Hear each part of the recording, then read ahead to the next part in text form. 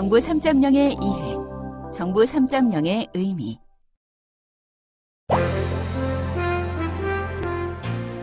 이번 시간 주요 뉴스. 중부 지역에서 펜션을 운영하고 있는 김 씨는 이번 장마철이 역대 어느 때보다도 불안하다고 합니다. 게릴라성 폭우로 중부 지역에 물폭탄이 예상된다는 보도를 보고 난 후 뒷산 계곡 아래에 위치한 펜션에 혹여나 산사태가 덮치지 않을까 해서라는데요.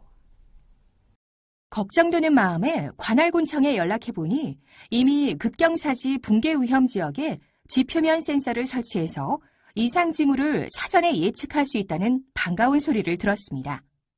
뿐만 아니라 국민안전처와 지자체가 관련 시스템을 연계해서 긴급 상황 시 신속히 대피할 수 있도록 도와준다고 하니 한결 마음이 편해졌습니다.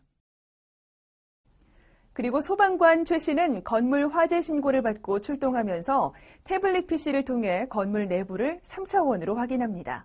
화재가 난 위치와 접근 방법, 붕괴 예상 위험을 미리 파악하고 도착 전에 화재 진압과 응급 구조 방법 등을 동료들과 상의를 한 후 화재 진압을 진행한다고 하는데요.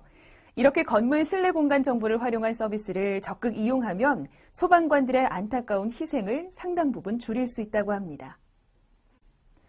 전동 휠체어를 타는 장애인 이 씨 역시 복합 쇼핑몰에서 친구를 만나기로 했지만 축구장의 40배 크기만한 쇼핑몰에서 잘 만날 수 있을까 걱정이 됐다고 합니다. 하지만 내부를 마치 자동차 내비게이션처럼 화살표로 안내해주는 3차원 공간정보 서비스 덕분에 늦지 않게 제 시간에 약속 장소에 도달할 수 있었다고 합니다. 또한 게사료 사용 황태국 등과 같은 유해 먹거리에 대한 방송이 나올 때마다 가슴이 철렁한 주부 유 씨는 유해식품 정보를 찾기 위해 검색 페이지에서 식품 안전을 쳐봤습니다. 그 결과 식품나라, 농식품안전정보 서비스, 식품안전정보 등 많은 사이트들이 검색돼서 어느 사이트에서 확인해야 하는지 불편했었는데요. 이제는 이러한 모든 내용을 식품안전정보포털에서 한꺼번에 볼 수 있게 됐습니다. 이곳에서는 수입식품 원산지부터 유통과정, 부적합 식품의 제조사와 상품명까지 한꺼번에 한 곳에서 알려줄 뿐만 아니라 날씨에 따라 조심해야 할 음식들, 식중독 발생 지역과 발생 확률까지 알려준다고 합니다. 이제 주부 유 씨가 가슴 철렁할 일은 없겠죠? 이번 시간에는 정부 3.0의 추진 배경과 정부 3.0의 개념 및 의의, 그리고 정부 운영 방식의 변화와 관련된 외국 사례에 대해 살펴보겠습니다. 학습을 마치면 여러분은 정부 3.0의 추진 배경과 정부 3.0의 개념 및 의의에 대해 숙지하고 설명할 수 있을 것입니다. 그럼 학습을 시작해 보도록 하겠습니다. 1. 정부 3.0 추진 배경. 대한민국은 건국 이래 산업화, 민주화를 거치면서 경제적으로 선진국 반열에 올라섰다는 평가를 받고 있습니다. 명목 국내 총생산 1조 1,635억 달러의 세계 15위 경제대국, 세계 최고 수준의 ICT 기술 보유 등이 이러한 사실을 뒷받침하고 있습니다. 하지만 성장 동력이 약화돼 저성장이 구조화되고 기존 방식으로 풀기 어려운 복잡다기한 사회 문제가 되두됨에 따라 국민 수요를 적극 반영하지 못하고 소통이 부족한 행정에 대한 국민의 비판도 점차 커지고 있습니다. 이에 정부는 보다 철저한 자기 변화와 혁신이 필요하다고 판단하고 정부 3.0을 추진하게 됐습니다. 그럼 정부 3.0의 추진 배경에 대해 좀 더 자세히 살펴볼까요? 먼저 대한민국의 위상에 대해 살펴보겠습니다. 첫째, 우리나라는 2011년을 기준으로 명목 GDP 1조 1,635억 달러를 기록해 전 세계 210여 개의 국가 중 15위를 차지했습니다. 여기서 명목 국내 총생산이란 일정 기간 동안에 국내에서 생산된 모든 최종 재화와 서비스의 시장 가치를 당해 연도 가격으로 계산한 것을 뜻합니다. 이런 성과는 지난 50년 전 13억 달러와 비교했을 때 약 895배 정도 증가한 수치로 전 세계 경제사 가운데 이와 같이 급속하게 성장한 선례가 없습니다. 이어서 2013년 기준 명목 국내 총생산 규모는 1조 3,045억 달러로 세계 14위를 차지했습니다. 또한 세계무역기구의 세계무역 통계에 따르면 2012년 무역 규모는 수출 5,479억 달러, 수입 5,196억 달러 등 총 1조 675억 달러로 2년 연속 1조 달러를 넘어섰으며 이는 세계 8위에 해당합니다. 더불어 2013년 기준 무역 규모는 수출 5,573억 달러, 수입 5,142억 달러로 총 1조 715억 달러를 기록했는데요. 이는 세계 7위에 해당하는 규모입니다. 참고로 2012년 무역 순위는 1위인 미국에 이어 중국이 2위, 독일이 3위, 일본이 4위, 네덜란드가 5위를 차지하고 있고 수출 순위는 중국을 필두로 미국, 독일, 일본, 네덜란드가 그 뒤를 따르고 있습니다. 아울러 우리나라는 자동차 생산 분야에서 세계 5위, 휴대폰과 조선, 반도체, 해외 건설 플랜트 분야에서 세계 1위를 달리고 있습니다. 둘째, 우리나라는 세계 최고 수준의 ICT 기술을 보유하고 있습니다.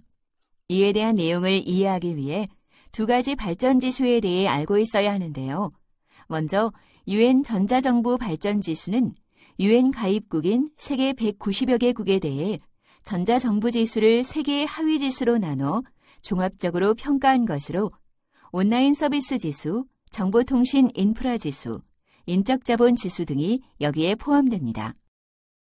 그리고 ICT 발전 지수는 국제전기통신연합에서 166개국의 ICT에 대한 접근성, 이용도, 활용력 등을 종합적으로 평가해 한 나라의 ICT 발전 정도와 국가 간 정보 격차를 종합적으로 나타내는 지수입니다.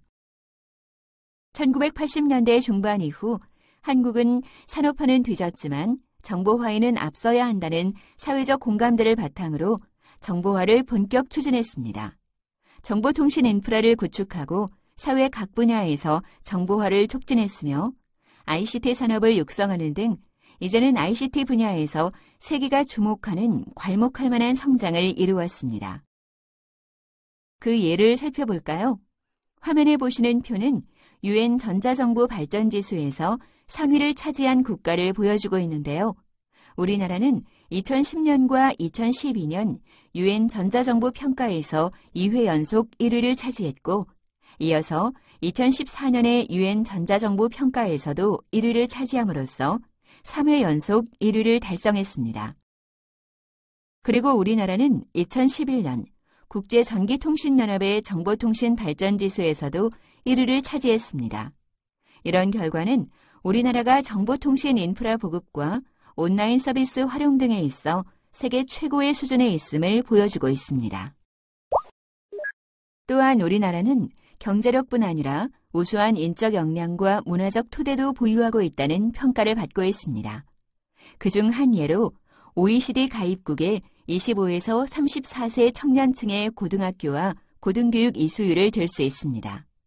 각각 98%와 65%로 OECD 국가 중 1위인 것으로 나타났습니다. 아울러 최근 K-팝을 중심으로 한 음악, 드라마, 영화, 공연, 음식 문화 등에서 전 세계에서 불고 있는 한류 바람은 우리의 문화적 다양성과 튼튼한 기초에서 비롯된 것이라 할 수 있습니다. 마지막으로 우리나라는 국제 무대에서의 영향력이 확대되고 있습니다. G20 정상회의 개최, UN 안보리 비상임이사국 진출, 세계 3대 이벤트라고 하는 올림픽과 월드컵, 엑스포 유치 등 다양한 영역에서 국제적 위상도 점차 높아지고 있습니다. 그중에서 우리나라가 2010년 OECD 개발원조위원회에 가입한 것은 우리나라의 국제적 위상과 국격을 한 차원 더 높인 큰 의미를 가집니다. 바로 1961년 OECD 출범 이후 원조 수혜국에서 원조 공여국으로 지위가 바뀐 첫 번째 사례이기 때문입니다. 한국전쟁 직후 절대빈국의 상태에서 국제원조로 연명하던 나라가 이제는 원조를 하는 나라가 된 것입니다. 이번에는 대한민국의 시대적 여건에 대해 알아보겠습니다. 우리나라는 성장 동력이 약화되고 저성장 기조가 정착되어가는 추세입니다. 화면에 보시는 그래프는 1985년에서 2040년까지의 경제 성장률 추이와 전망입니다. 2000년대에 평균 4%에 머물렀던 잠재 성장률이 최근에는 3%대로 하락했으며 이는 고용률 정체와 양극화 심화 등의 문제와 결합돼 경제적 어려움을 더해가고 있습니다. 우리의 앞날에 대한 긍정적인 평가보다는 우려하는 목소리가 점차 커지고 있으며 이에 새로운 모멘텀이 될 수 있는 신성장 동력 창출이 시급합니다. 그리고 시대적으로 기존 방식으로 풀기 어려운 복잡다기한 사회 문제가 나타나고 있습니다. 기후와 환경의 변화, 에너지와 식량 부족, 저출산과 고령화 등이 여기에 속하는 대표적인 문제들입니다. 경제성장 과정에서 발생된 경제적 불평등과 양극화 문제는 사회 통합을 위해 반드시 해결되어야 하는 중요한 문제로 인식되고 있으며 특히 저출산과 고령화 문제가 심각한 수준으로 나타나고 있습니다. 이런 문제들은 누군가 독자적으로 해결하기 곤란한 문제이며 국가 간 또는 부처 간 공동 대응이 필요할 것입니다. 또한 지식정보 사회로의 전환에 따른 정부와 국민 간의 관계 변화도 이루어지고 있습니다. 모바일, SNS 등의 확산에 따라 국민들의 정책에 대한 참여, 투명성 요구가 증대하고 있으며 이에 따라 정부와 민간의 관계도 일방향적 관계에서 협력 관계로 점차 변화하고 있습니다. 아울러 지식과 기술의 융복합 혁명이 새로운 기회 요인으로 등장하고 있습니다. 단지 새로운 제품이나 서비스 또는 시장을 만드는 것에 국한되지 않고 정부가 하는 일이나 국민들에게 제공하는 서비스에도 영향을 미치고 있습니다. 다양한 정책 문제를 해결하고 국민들에게 맞춤형으로 서비스를 제공함에 있어 정보통신기술의 활용이 절대적으로 필요하게 된 것입니다. 이번에는 우리에게 닥친 현실을 파악해 볼까요? 우리나라는 앞서 살펴본 것과 같이 국가 경제 규모가 커지고 국격도 높아졌지만 국민 행복 수준은 낮은 수준에 머무르고 있습니다. 이런 현실의 개선과 성장 동력 확보, 그리고 복잡다기한 사회 문제 등에 효과적으로 대응하기 위해 박근혜 정부는 희망의 새 시대를 국정 비전으로 설정하였습니다. 이것은 국민 행복과 국가 발전이 선순환하는 새로운 패러다임의 시대를 펼쳐나가겠다는 뜻으로 국정의 중심을 국가에서 국민 한 사람 한 사람으로 과거의 추격형 발전 모델을 선도형으로 전환하는 등의 새로운 국정 운영 방향을 제시한 것입니다. 그리고 경제 부흥, 국민 행복, 문화 용성, 평화 통일 기반 구축 등 4대 국정 기조를 설정하고 14대 추진 전략과 140개 국정 과제를 확정한 바 있습니다. 한국 사회는 식민 통치로부터의 해방, 절대 빈곤의 구제, 독재로부터의 탈출이라는 도전 과제를 성공적으로 이겨내고 국가적 성장을 달성하였습니다.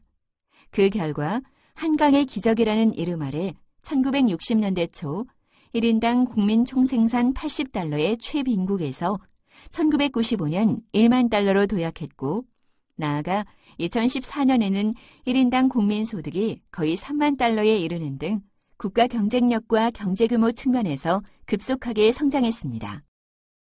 이런 양적 성장의 배경에는 발전국가 형태의 정부가 있었고 정부는 희소자원의 배분과 규제 등의 정책적 수단을 적극적으로 활용하는 역할을 했습니다.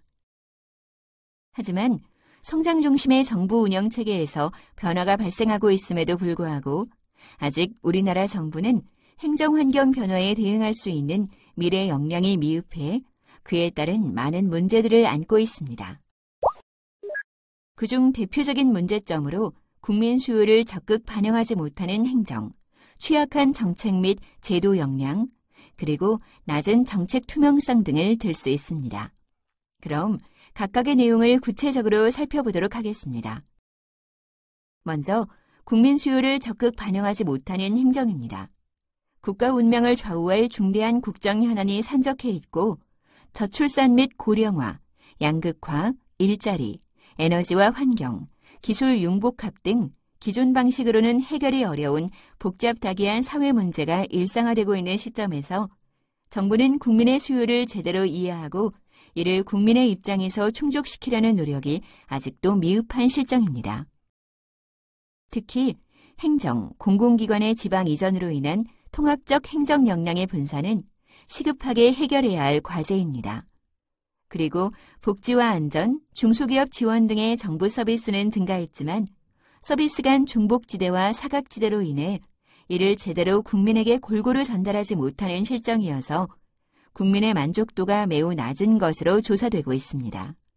또한 국가적 재난 상황을 경험하면서 문제 상황에 대한 미흡한 대처로 국민의 정부에 대한 신뢰도가 저하되었으며 정부의 비정상적 관행과 적폐의 근본적 해결도 지연되고 있는 실정입니다. 다음은 취약한 정책과 제도 역량입니다. 우리나라는 아직도 부처별, 기관별로 정책을 추진함으로써 전시나 할거주의식 행정이 이루어지고 있으며 현장과 동떨어진 탁상행정 등이 여전히 존재하고 있습니다. 이런 점으로 미루어 볼 때 정부의 정책 역량이 전반적으로 취약하다는 것을 알 수 있습니다. 특히 개인 간, 부서 간, 부처 간 칸막이와 불협화음으로 인한 정책의 통합성 저하는 정책을 결정하고 집행하는 데 있어서 적시성의 상실을 가져와 정부 정책의 실효성을 저하시키는 주요 원인으로 지적되고 있습니다. 아울러 각종 국제기구의 조사 결과 제도나 갈등 조정 등의 측면에서 낮은 순위를 기록하는 등 제도적 측면에서도 개선이나 보완이 필요한 영역이 다수 존재하는 것으로 나타나고 있습니다. 마지막으로 낮은 정책 투명성입니다. 정부의 투명성과 소통, 협력 부족에 대한 국민의 비판도 점차 커지고 있습니다. 한 조사에 따르면 국민의 8.8%만이 정부와의 소통이 원활하다고 응답했고 나머지는 정부가 국민 입장에서 소통하고 서비스를 제공하는 능력이 미흡하다고 응답했으며 민간 부문의 우수 역량과 자원을 활용하는 민관 협치 또한 부족하다는 평가가 지배적이었습니다. 그리고 이런 내용은 2014년 9월에 실시한 제도 역량 조사에서도 확연히 드러나고 있습니다. 하지만 정부가 주도하고 국민이 따르는 전통적인 정부 운영 방식을 계속 유지한다면 이런 일들을 제대로 추진할 수 있을까요?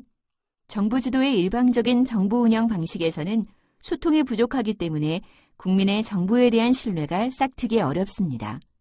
신뢰가 없다면 아무리 좋은 정책을 만들고 추진한다고 해도 실패할 가능성이 크며 결과적으로 국민이 느끼는 행복과 만족감은 떨어지게 될 것입니다. 따라서 이전과는 다른 방식의 새로운 정부 운영 모델이 필요합니다. 지금이 정부의 보다 철저한 자기 변화와 혁신이 필요한 시점임을 깨닫고 단순히 인식에 그칠 것이 아니라 행동과 실천으로 연결되어야 할 것입니다. 이런 환경 변화와 현실 인식을 기초로 새로운 국정 운영 방향을 제시하는 것이 정부 3.0의 핵심 국정 과제라 할 수 있습니다. 그럼 그간의 정부 운영 방식에 대한 우리 정부의 개선 노력은 어떠했는지 알아보겠습니다. 행정개혁이나 정부 혁신 등으로 지칭되는 그간의 정부 운영 방식에 대한 개선은 신공공부문 관리론에 입각해 추진된 것입니다. 이는 비용 대비 성과 극대화나 대국민 서비스 개선 등의 정책 목표에 중점을 둔 것으로 기관 통폐합이나 민영화, 구조조정, 성과관리 체계 도입과 적용 등의 정책 수단이 주로 활용되었습니다. 추진 방식 또한 다양한 제도와 정책들을 하달하는 탑다운 방식이었습니다. 최근에 신공공부문 관리론의 대체론 또는 보완론이 제기되고 있으며 그 주된 내용은 정책의 결정과 집행에서 다양한 이해관계자들의 참여와 수평적 네트워크를 강조하는 것으로 요약할 수 있습니다. 2. 정부 3.0의 개념과 의의. 정부 3.0이란 국민이 중심이 되는 정부를 구현하기 위한 모든 정부 혁신 노력으로서 정책의 전 과정에서 국민의 참여를 확대하고 국민 입장에서 정책과 서비스를 만드는 정부 개혁입니다. 다시 말해 그동안 펼쳐왔던 정부의 운영 방식을 국가 중심에서 국민 중심으로 바꾸는 전면적인 패러다임의 전환을 의미합니다. 지금 우리 사회는 저출산과 고령화, 고용 없는 성장, 양극화 등 지금까지 경험해보지 못했던 새로운 도전에 직면해 있습니다. 이런 상황에서 정부가 모든 정보를 폐쇄적, 독점적으로 관리하고 투명하지 않게 결정했던 기존의 방식으로는 시대의 변화에 부응하기 어려울 뿐만 아니라 국민 행복을 만들어가기도 힘들 것입니다. 국민을 중심에 두고 개방과 공유의 정부 운영을 펼쳐나간다면 깨끗하고 효율적인 국정 운영이 가능하며 국민적 신뢰를 바탕으로 국정 과제를 추진할 수 있을 것입니다. 그럼 정부 3.0의 특징을 살펴볼까요? 이전 정부들에서도 정부의 운영 방식이나 구조, 기능 등을 바꾸고자 하는 행정개혁이나 정부 혁신 노력을 기울여 왔습니다. 하지만 정부 3.0은 기존의 정부 운영 패러다임과는 다른 몇 가지 특징을 가지고 있습니다. 첫째, 국정의 중심이 정부나 국민에서 개인으로 변화한다는 점입니다. 정부와 국민의 관계가 일방향적인 정부 1.0을 넘어 쌍방향의 정부 2.0을 구현하고 이를 바탕으로 개인별 맞춤 행복을 지향한다는 점이 이를 뒷받침하고 있습니다.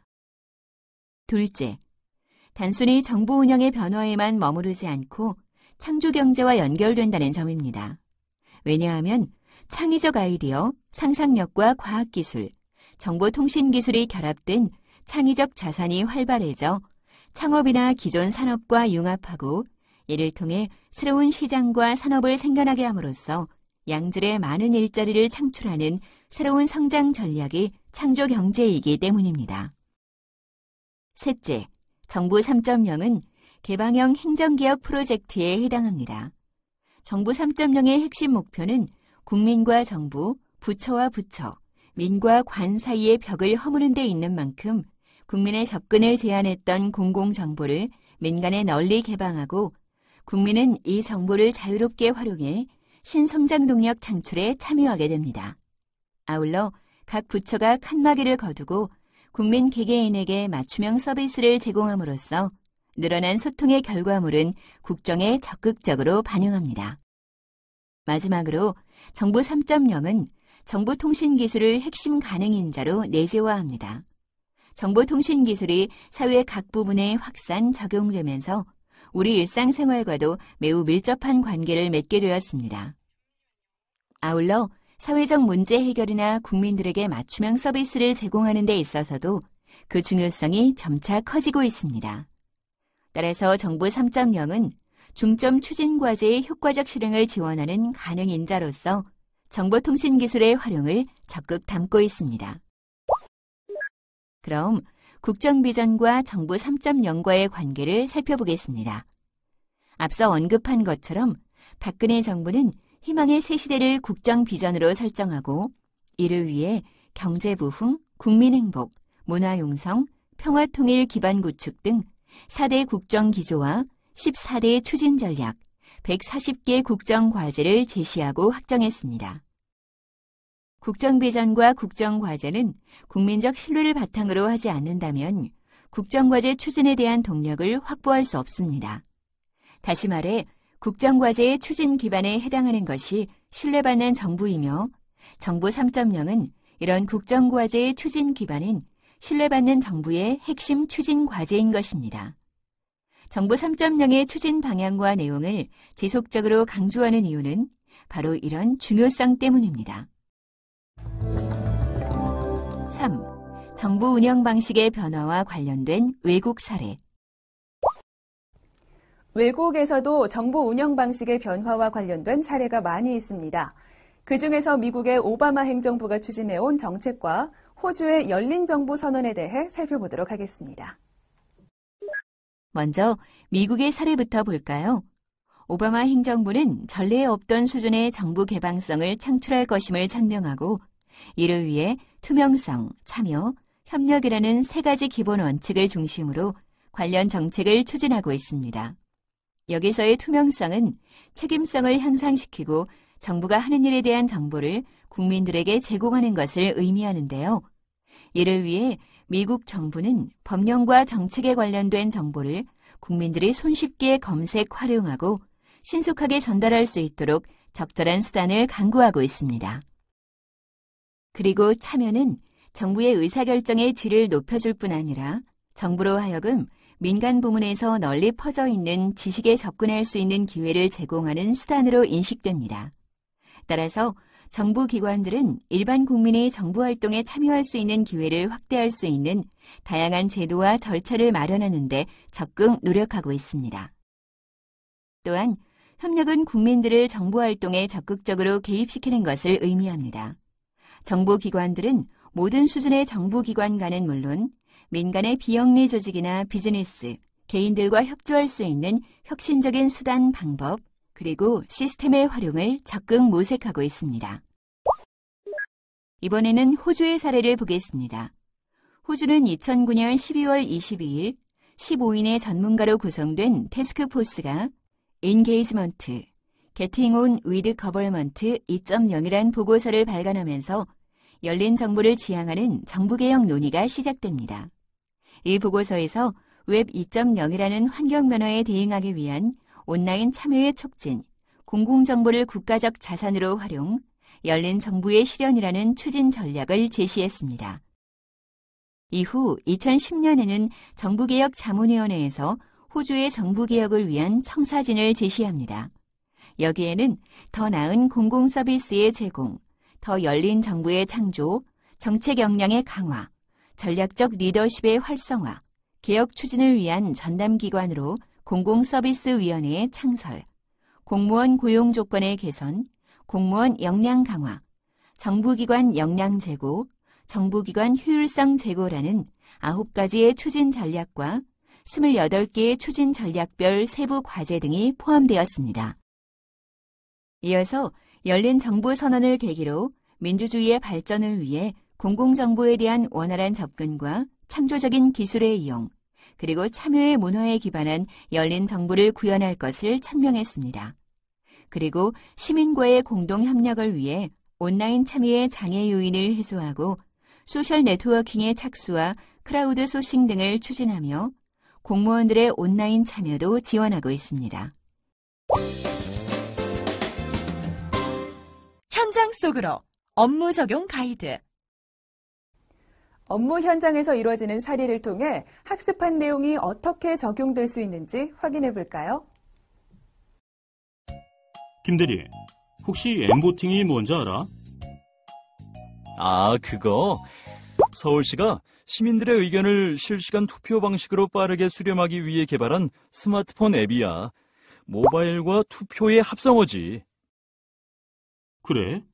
공공기관에서 만든 투표하는 앱이라? 그거 뭔가 색다른데? 그렇지. 서울시는 엠보팅을 활용해서 시민 생활과 밀접한 문제에 대한 의견을 수렴하거나 정책 결정을 진행하고 있어.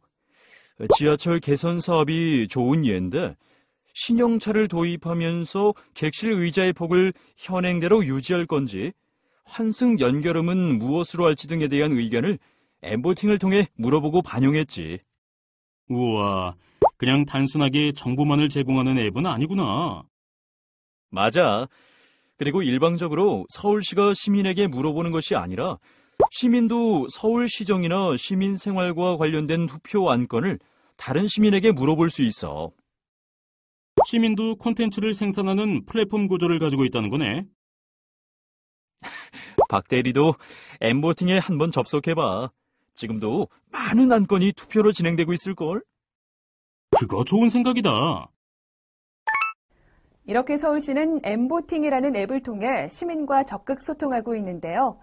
현재 엠보팅은 서울시가 시민에게 물어보는 정책 투표, 각종 정책 토론회, 위원회 등 현장성이 가미된 정책 현장 투표, 내부 직원들에 대한 투표, 시민이 다른 시민에게 물어보는 시민 발제 투표 등 4가지의 투표 유형을 제공하고 있습니다. 핵심 정리. 이번 시간에 배운 내용을 떠올리면서 주요 학습 내용을 다시 한번 정리해 보세요. 대한민국은 명목 국내 총생산 1조 1635억 달러의 세계 15위 경제대국으로 세계 최고 수준의 ICT 기술을 보유하고 있습니다. 그리고 우수한 인적 역량과 문화적 토대를 바탕으로 국제 무대에서 그 영향력을 확대하고 있습니다. 하지만 성장 동력이 약해지고 저성장이 구조화되는 여건 속에서 기존 방식으로 풀기 어려운 복잡다기한 사회 문제가 대두되고 있습니다. 따라서 지식정보 사회로의 전환에 따른 정부와 국민 간의 관계에 대한 변화와 지식과 기술의 융복합 혁명이 요구되고 있습니다. 게다가 국민 수요를 못 맞추는 행정과 취약한 정책 및 제도 역량, 낮은 정책 투명성 등이 우리 정부의 현실입니다. 이런 문제점들을 해결하기 위해 추진하게 된 정부 3.0은 공공정보를 적극적으로 개방하고 공유하며 부처 간 칸막이를 없애고 소통하고 협력함으로써 국정과제에 대한 추진 동력을 확보하고 국민 맞춤형 서비스를 제공함과 동시에 일자리 창출과 창조 경제를 지원하는 새로운 정부 운영 패러다임입니다. 정부 1.0, 정부 2.0을 거쳐온 정부 3.0은 국민 개개인을 중심으로 민주성을 확장시킨 정부로서 국민의 능동적인 공개와 참여, 개방, 공유, 소통, 그리고 협력을 통해 양방향과 맞춤형으로 서비스를 제공합니다. 정부 3.0의 특징은 첫째, 국정의 중심이나 정부나 국민에서 개인으로 변화. 둘째, 새로운 성장 전략인 창조 경제와의 연계. 셋째, 개방, 공유, 협력 기반의 개방형 혁신. 그리고 마지막으로 정보통신 기술을 핵심 가능인자로 내재화하는 것입니다.